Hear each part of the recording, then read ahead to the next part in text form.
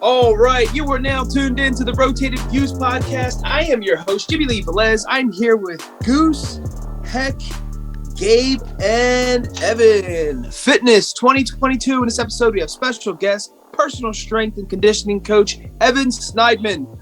We discuss topics that range from the fitness business industry, the benefits of getting a personal coach, training/exercise basics, diet, nutrition, and much more. We wrap the episode up with quotes from Kai Greene and Jay Cutler. Guys, if you're new, thank you for joining us. Don't forget to download and subscribe. We drop a new episode every Tuesday morning for your listening pleasure. Kicking things off, Evan, thank you for joining us, man.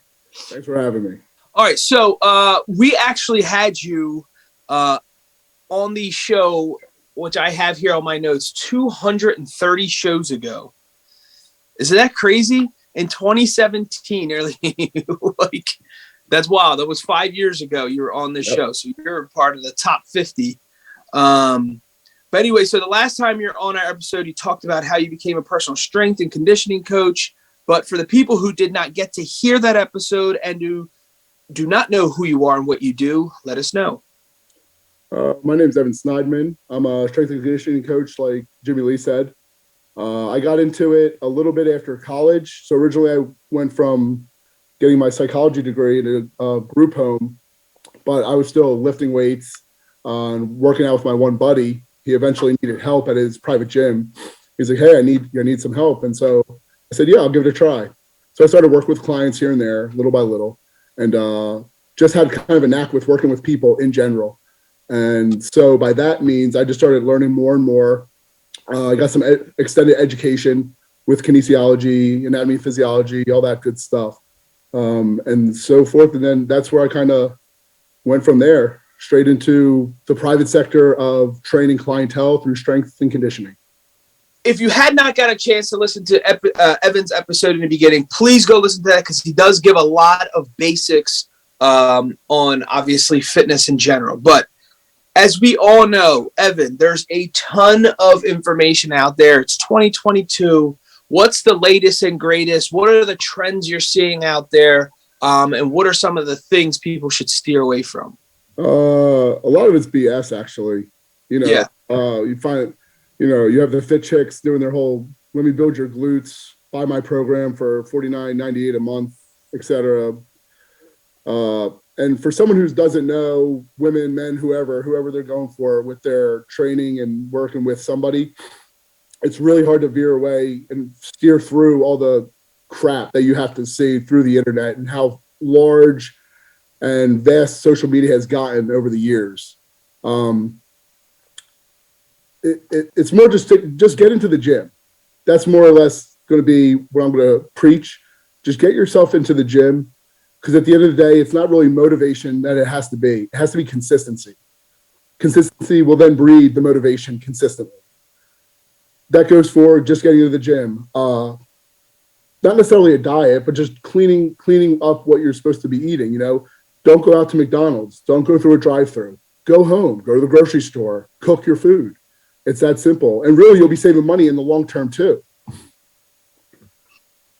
I love it. So what about, obviously folks struggling to navigate through the social media things. But what about these, like the Richard Simmons of the world, where you have to go out and buy their VHS and watch, some of their videos. But you know what I mean? There's a lot of at-home workout, last decade plus.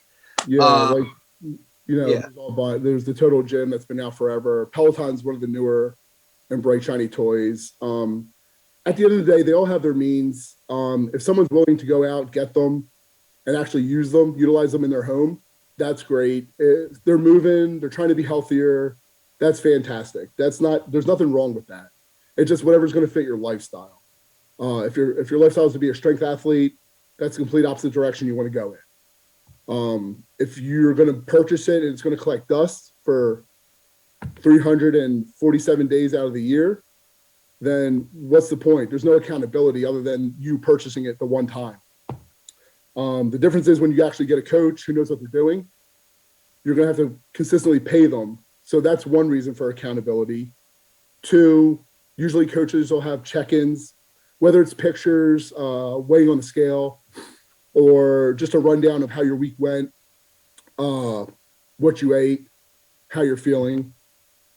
There's just a means of you having to utilize the money you're making to spend on yourself for your health.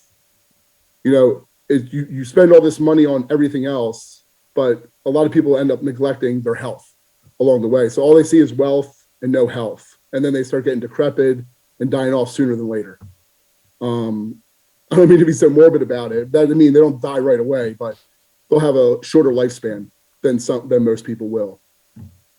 So just about investing into a coach is probably one of the best ways to do it. But then there's the whole, who do I invest in? What gym is best for me? And also it has to do with your lifestyle, like I said before. If you're a parent, most of the guys on this panel here know life gets hectic. Stuff happens. You're not able to just drop everything, have your routine schedule. Okay, I'm going to work my 9 to 5. I'm going to go to the gym afterwards. I'm going to cook all my meals, including the one I'm going to eat, and for the next day following. It doesn't work like that. With kids, there's school, there's pickup, there's feeding them, keeping them entertained, occupying them, homework, etc. The works. So you just have to find balance in that for yourself too. Just because there's kids involved or you have something else in your life that's really keeping you occupied, whether it's working irregular hours, extra hours, etc. You just have to make sure you make your time for yourself. So, all right. So let's rewind back a little bit here. So talk a little bit about, we'll get into nutrition and diet, but one of the biggest industries, even outside of the gyms and outside of the personal fitness programs, is supplements. Supplements is like even bigger than all of these, right? And so there's a lot of gimmicky things that are out there. So explain the mindset someone should have when purchasing supplements, and maybe give us like the base, just a very lineup that someone should have, including a multivitamin, or whether you suggest that or not, and maybe 4 or 5 other ones outside of the crazy promises and lies that they're being sold to on a daily basis. Pretty simple. So we'll start with your multivitamin.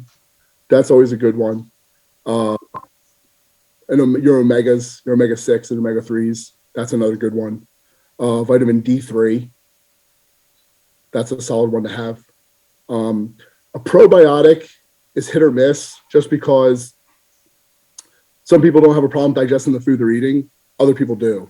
So if you're having digestive problems, probiotic might be good to throw in there. It might not. It might not be. Another hit or miss is protein, believe it or not, especially whey protein. 2/3 of the world's population is lactose intolerant. Not to the extent where you're going to have milk, ice cream, cheese, and then you're going to be running to the bathroom. But to the extent of where there's inflammation, the gut extends, you're not feeling hungry as often as you should, you're uncomfortable, bloated. They also have other different kinds of protein. They have lactose-free protein. I know Fairlife milk makes one, which is really solid. What else? Creatine isn't a bad one to add in there. That just helps with recovery. Not a bad one at all to have. BCAAs are hit or miss. You do need some electrolytes of some sort, which they can help with, but not always. Amino acid, those are branch chain amino acids. For me, I keep it pretty simple. The ones I listed are the ones I take. They carry, your zinc, calcium, magnesium. There's potassium in the one I have, then my D3. I actually have a liquid fish oil I use for my omega-3s and 6s. I'm going to ask fish oil. What about milk thistle? Milk thistle really isn't necessary because all that is a liver cleanse. The stuff you're taking isn't going to run hard through your liver. Milk thistle is more taken for someone who, when they were legal, pro-hormones, they would take that to help clear because it was hard on the liver. Pro-hormones are still out there, obviously, in the black market, people will still get milk thistle for that, but that's not necessarily just your average Joe training person who's looking to get started. No, you don't need milk thistle. I believe you don't need milk thistle. If you need a boost, a pre-workout's fine, but then you're getting into the realm of different stims in the pre-workout, high niacin, beta-alanine, the caffeine level. You know, for a lot of people, a cup of coffee will do the job before they get into the gym and start working out. I remember a pre-workout, I forget the brand or whatever. This was years ago, obviously, but felt like my face was melting off. Like it was so, I don't know, my face was like on fire. That did not feel good at all. And then of course you get your not so fun heart palpitation in the middle of a workout. Yeah, of course. Got to be careful with these things. Yeah, I mean, they have even the energy drinks now. What they run all the way up to 300 plus, some of them 350, some of them. So not necessary for a lot of people, but a lot of people think, oh, I need all the punch I can get as fast as I can get it. So I'm going to chug this 350 milligram caffeinated energy drink. Yeah, they get punched in the chest. They can't move. Yeah, and run through a wall and then lie on the floor because they crash. And for obvious reasons, just a general statement. Anyone listening to this, obviously, you want to seek, counsel with your physician before you do or take any of these supplements. 100%. Blood work's 100%. I preach this all the time. That should be a biannual thing. People get a full panel done, liver, all your liver, kidneys, all the organs, your levels of your hormonal levels. It's so important for people to do that, and they just don't do their due diligence just to do it. It's so simple of a thing to do, to just go through your healthcare provider, your primary or whoever, and talk to them like, hey, I want to get my blood work done. Do this biannually just to make sure everything is running as smooth as possible and you're as healthy as possible along the way. I love it. All right, so talk a little bit about, let's shift back into the diet nutrition. There's a lot of, again, we're just trying to navigate the average person into getting back to a healthier lifestyle is really the goal. But we're trying to get them through some of the sticky stuff with all this mass promotion and overload, information overload.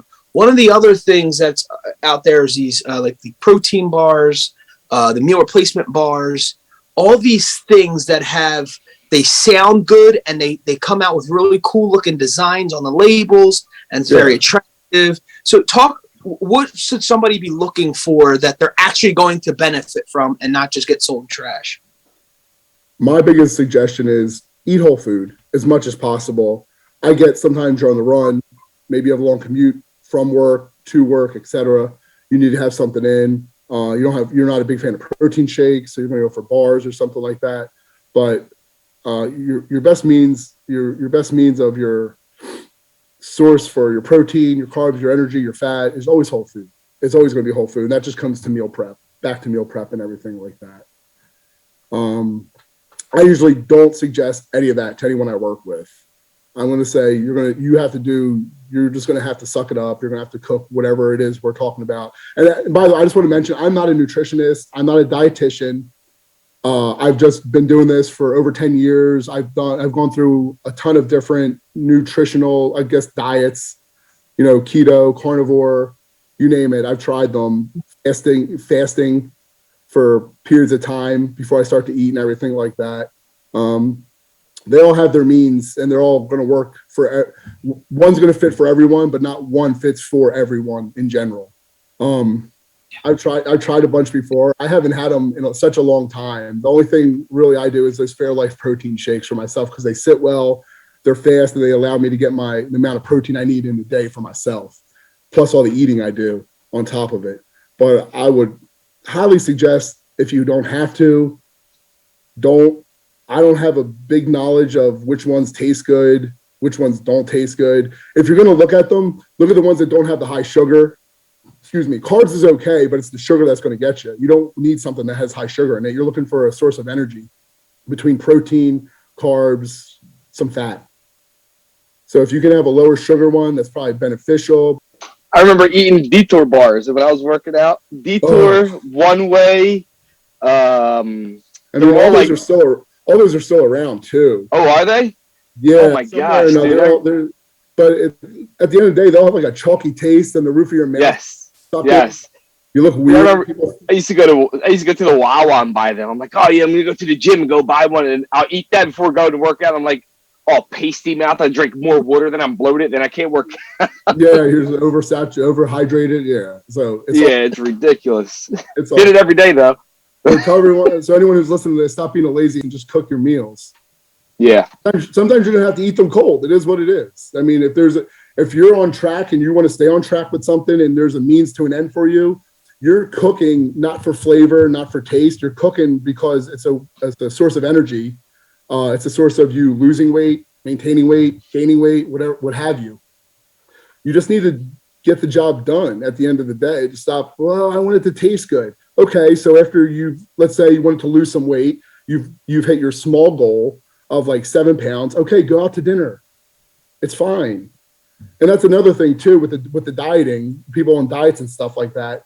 It's not supposed to be necessarily a diet. It's supposed to be a means of a lifestyle for you just to make better and healthier choices. It's not, I need to diet constantly in my life, because no one is able to do that. And it's unsustainable because life happens. You're going on vacation. What are you going to do? Diet on vacation the whole time? You're going to sit there and eat lettuce and chicken or just plain potatoes or rice? No one does that. You're not going to have any drinks. Not that everyone drinks, but sometimes some people like to partake when they're on vacation, right? Have drinks, enjoy yourself, and then get back on track to your lifestyle. It's simple. It's really in America. We do a lot of obviously eating is a basic necessity, but we took it to a whole other level where there's this whole social aspect where we quote go out to dinner with our friends or family, and the good ones to highlight is kind of what you were saying before, celebrate, right? Like we went out to dinner, we got to dinner for, my wife's birthday or your spouse's birthday or something like that. But going out to eat, every single day is where. Yeah, I mean, Grub, it gets hard too, because how accessible is Grubhub, Uber Eats, Postmates, you name it, right? Oh, wife and husband come home, kids are hungry, they're hungry, but they're beat. It's a long day, right? 9 to 5, 8 to 5, what have you. The kids are screaming, they're running around like crazy. And they're like, okay, what do you want? Okay, let's order pizza. Easy. Let's Grubhub some food. But then again, you can also use all those and actually make smart choices along the way too.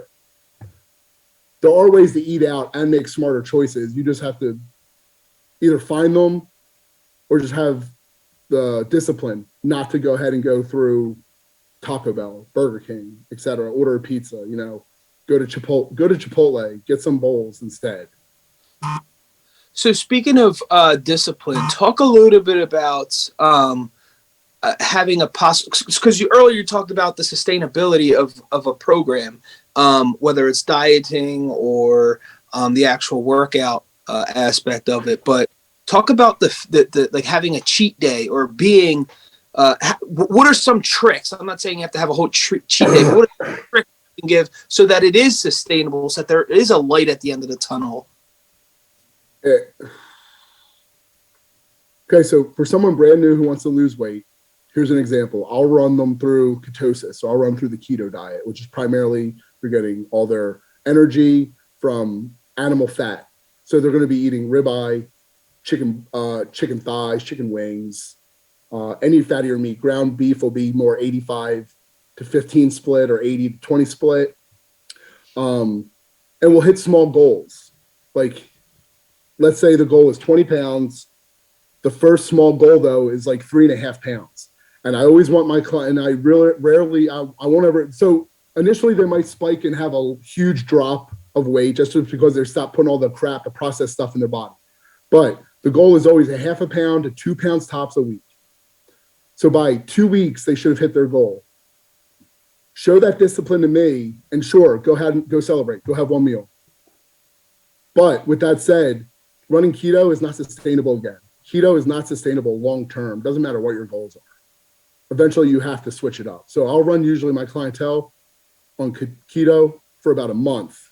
Then after that, we start throwing some carbs. So we'll lower the fat intake. We'll up the carb sources. but the carb sources will be potato, sweet potato, rice. That's primarily it.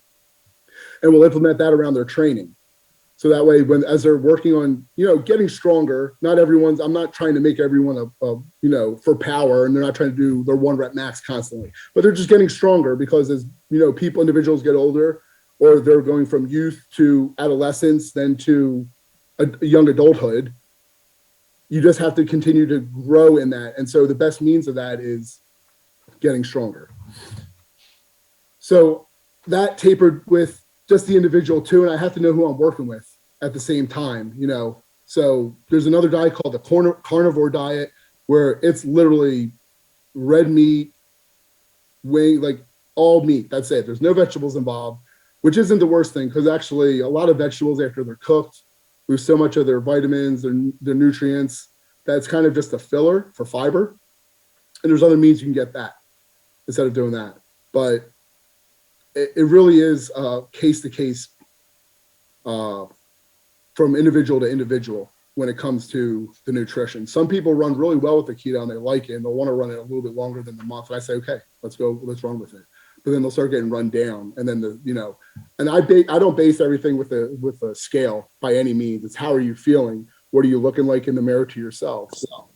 Significant other people who see you every day thinking, how are your clothes fitting? These are all things that are more important to me than the scale. So what about, there's another phenomenon out there that's sold as like your superfoods, and every other, 3 months, a new superfood is discovered in some jungle somewhere around the world. Yeah. Just take this, something's root of it, and, put it in your shake.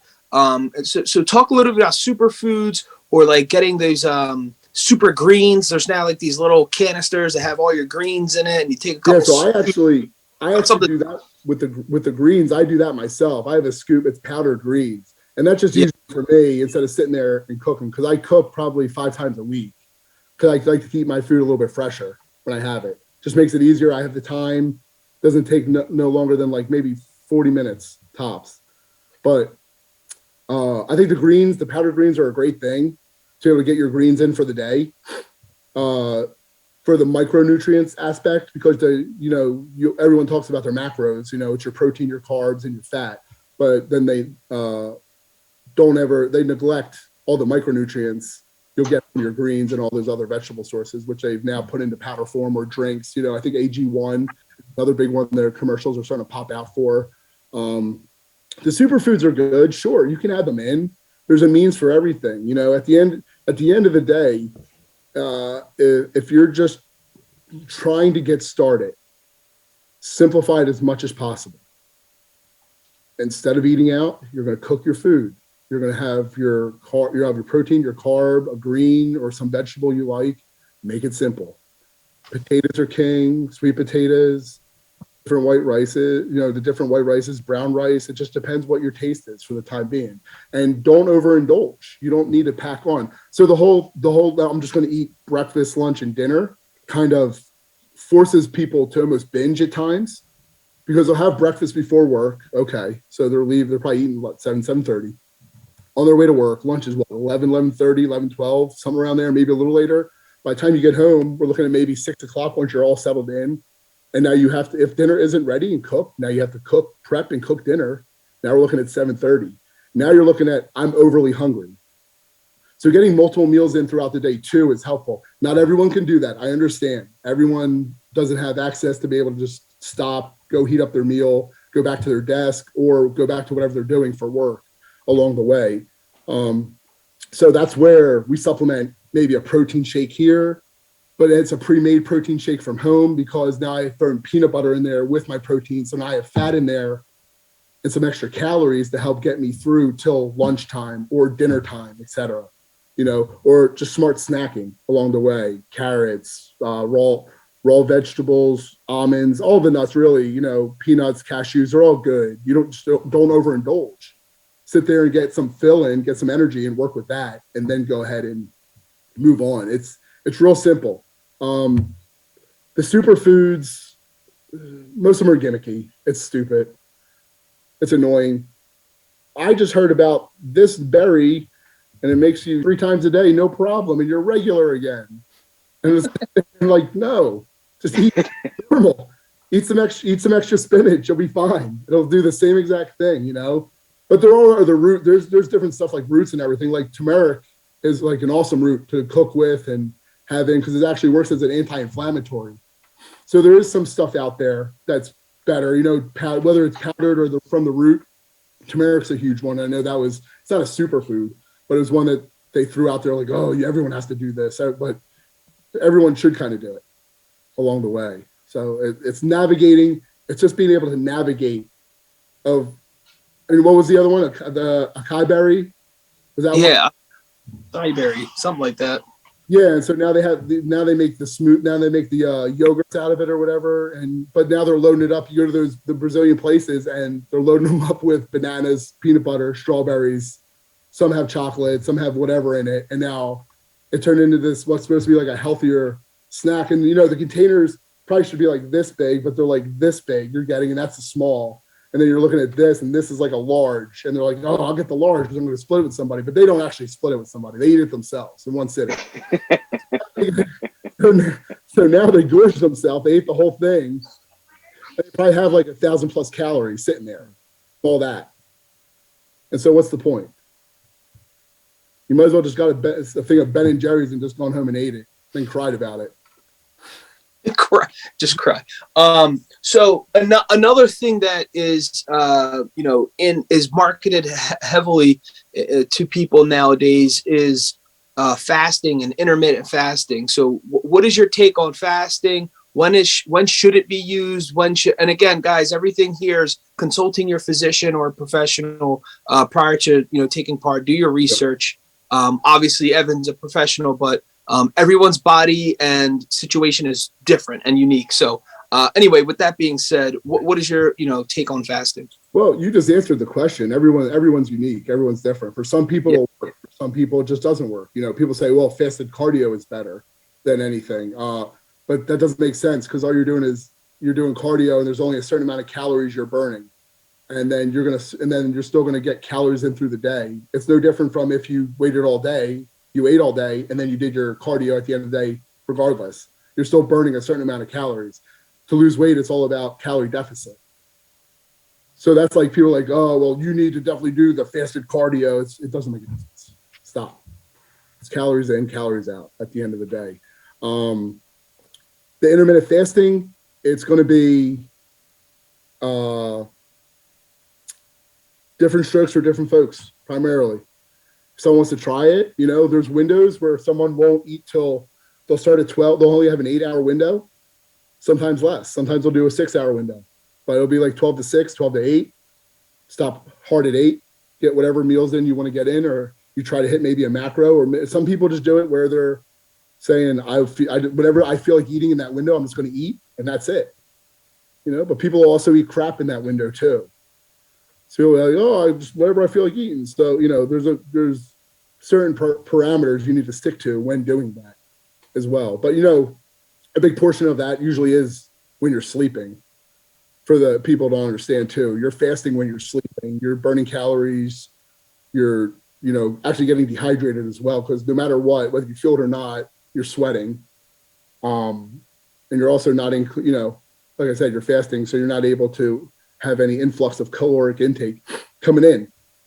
So that's usually part of it. So let's say that's 8 hours and another 8 hours is just you being awake, not having anything. So, I mean, if it's something someone wants to try, I'm never going to say no to anyone trying something. But if I kind of see the person, know who the person is, and get a feel for the person after a little bit, I'll have a feel and I'll know internally. I'll know if it's going to work or not for them, but I'll let them give it a whirl anyway.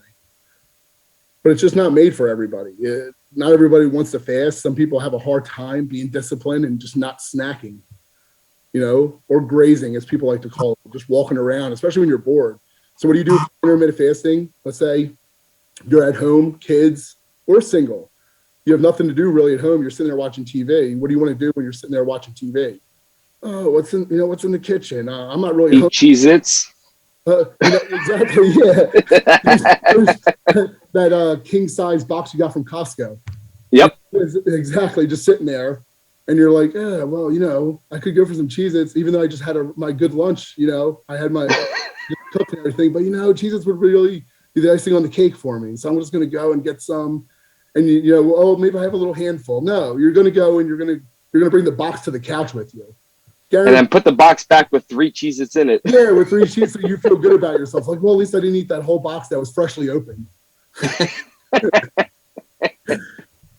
So earlier you mentioned a very important topic. You said overhydrated, right?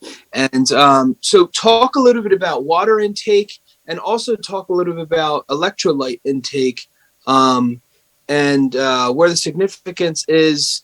And with the sports drinks, we'll just leave it at that. When that's appropriate, when it's not appropriate. So what is it? With the sports drinks, like Gatorade, Powerade, all that good stuff. Where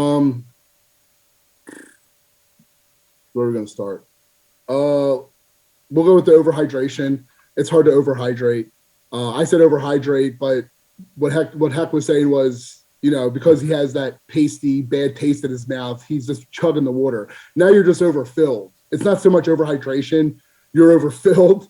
So you feel like you're pregnant sitting there with your gut hanging because it's so gorged with water at this point. You can't do anything. Laying down to bench feels like crap. Sitting down to do something feels like crap. You're not going to squat because that thing is going to end up throwing up as soon as your heart rate. So if that, just an example, if that happens, go on the treadmill for a little bit. Go for like a 10-minute walk, 15-minute walk. That should help settle that out a little bit. For someone to overhydrate, it's going to be hard. It's going to be real hard. I think a big problem with a lot of people too, with their hydration, is they think they get a gallon of water in a day, and they think that's good, but realistically it's not, because most of the time they're peeing clear, which means they're peeing out nutrients. You have to have some water retention in there. Salting your food is such a huge importance. Throughout. The body needs salt to be able to run properly, to be able organs, everything, just to function. So going through with that, salting your food throughout the day and hydrating your water. The electrolytes are definitely important, especially if you're a gym goer. If you're lifting some weights, it doesn't have to be like crazy weights, but if you're moving and stuff like that, you want to help yourself to keep going. You want to help yourself to repair at the end too. What was the last part we were talking about? No, it was just generally, it was water intake and then the sports drinks. The sports drinks. So people will run, I guess, on the treadmill. They'll go out for a run. They'll be sweaty. They'll be tired, huffing and puffing, but they're actually not at full exertion. Those sports drinks are filled with so much crap. There's better alternatives than the sports drinks. You're better off just going with like the Gatorade Zero, Powerade Zero, because you're getting your electrolytes. There's potassium in there, so you're helping your recovery. You're quenching your thirst. Something that's not water, because that gets mundane too, right? Yeah. You're able to get everything you need in with those zeros, or even the low sugar ones. You can go to the G2s or whatever like that. For me, I have these electrolyte packets and they have magnesium, potassium, some other nutrients in there, salt, and electrolytes as well. And I drink them throughout the day steadily, just because they help me keep going, because my days usually start around 5 a.m. and won't end until about 7 p.m. So those usually help me, and they're out there and everything. They're from Elemental Labs, I believe. Good company, clean. They're like GMO-free, vegan-free, all that stuff, gluten-free, all the stuff people like to see. But they taste great when you put them in your water too. What are some, for the folks that don't have access to a gym, or let's just say they don't have access to the gym, just a very general statement. What are some of the things, and I know this just kind of goes, they don't have access to the gym and they're going to get a coach, but that coach is not available for another month, right? And then they'll start, with their coach. What can they do within that month that they want to get started in a very no cost anything at their own home? What do you recommend? Take a couple laps around the block, couple push-ups, some sit-ups. In all seriousness, when someone's just at home, they want to get into a program, but the program doesn't start for another 4 weeks. All of it, really. You can implement all of it throughout the course of a week. You can do HIIT training without weights. You can do body weight stuff. So you can do burpees, you can do push-ups, you can do sit-ups, you can do crunches, you can do leg raises. If you have anything at home, like you can jump onto, you can do step ups, you can do box jumps or on the side. It doesn't have to be huge, but you keep moving for intervals of time. You can do interval sprints. You can sprint for like 10 seconds as hard as you can, walk for 50 seconds, sprint as hard as you can for like 10 minutes straight. Get your heart rate up, move around. A big proponent of moving for anybody and everybody, no matter what it is you're doing, just for overall health purposes, is try to get 10,000 steps a day in. Everyone has a smartphone. Almost everyone has a smartphone now at this point, right, in time. You can get a pedometer on your phone for free, an app. That's what I did. I don't have a smartwatch. What I do is I got a pedometer on there, and I just calculate my steps. And if I'm going to fall short, then I'm not running. I'm either going for a walk around my complex, or I'm going back to the gym. I'm just going to walk on the treadmill on a small incline till I hit my number, and I'm done. It's overall just a healthy thing especially for people who sit all day at work and don't get a chance to really move and walk around and everything. Opening up, it's allowing you to open up your hips. It's helping your strength to loosen up your low back, get some blood flow through the lower extremities throughout a good third. I like to promote. And this is just me regurgitating. I didn't create this. This is just me regurgitating information. But if you get 10 to 15 minute walks after each meal, that's not only going to help promote you getting your steps, health, but it's also going to promote you digesting your food better too. So that's why you'll be hungrier for your next meal sooner, and you'll be able to simply get more meals in on a regular basis, healthy meals and proportion meals, good meals, 5 to 7 ounces of whatever meat and some, maybe a little potato rice, etc. So hang on. Can you repeat that? You said 10 minutes after eating, or 10 minutes of walking? 10-minute walk directly after eating. Got you. Yeah, those help. So, and they add up too, and they're not hard. 10 minutes of walking, you literally can set your timer for 5 minutes, start your pace. Then as soon as the timer goes off, you're walking back home or to work or wherever it is. Super simple, little things like that. So you mentioned the benefits of having a personal coach, being a strength and conditioning coach yourself. Obviously, accountability, obviously knowledge, obviously a regimen and a program. Is there anything that we missed in the importance of getting a coach? No, you named it. A good coach isn't going to be a cheerleader. A good coach is going to congratulate you when you do good stuff, especially as an athlete or a strength coach, as a strength athlete. But it's going to be someone who's going to more dig into you, not to put you down, more to help you. I know you have more than this. I know you can do better. I need you to push yourself harder. I need you to give me your all, okay? Because this is going to help prevail you in what your main goal is as an athlete or your sport, whatever it may be.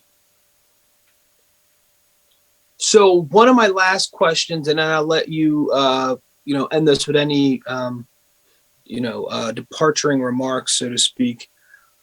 What do you think the future of fitness is? Now, I know this can go on for 20 minutes, but just, is there benefits of, Web 3.0? We got the Peloton that has someone virtually there coaching you. There's like gaming systems that, you can actually exercise. I think it was like Nintendo Wii or something like that. Right. All that said, where do you sit with it all? And is it just still the old school, go to the gym? I think the future is somewhat in-home stuff. Yeah. With all the virtual stuff they have and the live streaming they have for people, and they make it somewhat of a game and someone competitive too, because they have the ranking system on the side there as they go. And it's worldwide. I know with the Peloton, it's like you're ranked worldwide, or for this person live, anyone and everyone who's doing this one, no matter where they're at, right then and there, you're ranked. So you're pushing yourself. Like I said, it's not bad. It's not bad at all. It just, is that right for that individual to have? Right. For someone who's, let's say, like a 250, 300 pound woman, and she as her last straw, and she's like, I don't know what to do. I want to suggest getting one of those, because the accountability isn't there whatsoever. Yeah, she paid for it, but is she going to come in and day out? Is she going to do it? Where if not only paying for a coach, but that person is expecting you because they put you in at a certain time that you need it, that pays more dividends, I would think, than paying for a Peloton or one of the ones you put on the wall and you do. It's a virtual coach or something like that. Yeah. I still think the gym is the way to go, for a good amount of people. Not everybody, but for the most part, if you're serious about hitting some kind of goal, a coach is the way to go. Because a good coach, I should say, because there's a ton of crap out there, and we've already talked about that, and I'm not going to get started on that trail. But with that said, finding the right coach for you that works with you, pushes you, doesn't neglect and put you down at this time, and someone who's going to keep you accountable. For me, I like to check in. I check in with my clientele, whoever I'm working with, on the daily. I don't always wait for check-ins. I'm like, hey, how are you doing? What are you doing? What's the week been like, et cetera. And I'll talk, that's outside of talking to them, when I see them every couple times a week or whatever, when they come to see me, I'd like to check in with them. I like to make sure they're on the right path. I went out to eat last night and I had 7 tacos, 5 ribs, and a banana split. I'm like, okay. Well, that was awful. But we can change that around. That's okay. It was just one meal. It's not going to make or break your week because you had one bad meal. You get right back on track the next day or the next meal or whatever. So I'm pretty brash and blunt with everyone I work with. I'm the same with everybody, but I think they have a certain appreciation for it too, because I'm not a cheerleader. I'm not sitting there going, you're doing so good, when they just gained like 10 pounds in 3 days. Then they started, and they started with me like 4 weeks ago. So I think right now having a coach in our day and age is probably your better bet. But like I said, not everyone wants to go to the gym. Some people's time is limited, and some people are motivated and want to stay consistent and want to go, and they'll go on their Peloton. They'll do their home gym, and they'll be good with that. That's great for them. More power to them. I love it. All right, dude. Thank you so much. That was a ton of information. If folks want to reach out to you, what's the best way? Do you have social media you want them to contact you, website, phone number, whatever it is? What's the best way someone can get in contact? Yeah, so they can check me out on Facebook, Evan Snydman. They can check me out at Instagram at Evan Snydman. And my phone number and email are on my Instagram there too. Awesome. Message board. So yeah. I'm always open for business. We're just chatting. So any questions? I love it. Thank you for joining us. We like to wrap things up with quotes. The first one's by Kai Greene. Nothing comes easy, but as long as you're breathing, you're always one breath away from making your dreams a reality. Make every breath count. And the second one by Jay Cutler. Without self-discipline, success is impossible, period. Fitness 2022. In this episode, we have special guest, personal strength and conditioning coach, Evan Snydman. We discuss topics that range from the fitness business industry, the benefits of getting a personal coach, training/exercise basics, diet, nutrition, and much more. We wrap the episode up with quotes from Kai Greene and Jay Cutler. Awesome. Guys, thanks again for joining us. The Rotated Views podcast was produced for self-development purposes. Huge shout out to our sponsors. This episode is brought to you by the Blessed Lifestyle brand. That is BL3SSED.com. Also sponsored by The Motivation Files Unleashed. This motivational mixtape will be your fuel for success. Available on all platforms. Guys, don't forget to visit the website, JimmyleeVelez.com. Follow us on Facebook and Instagram at Rotated Views. If you have any inquiries or questions, email us at info@JimmyleeVelez.com. On behalf of myself and the rest of the crew, we wish you massive success. Stay blessed.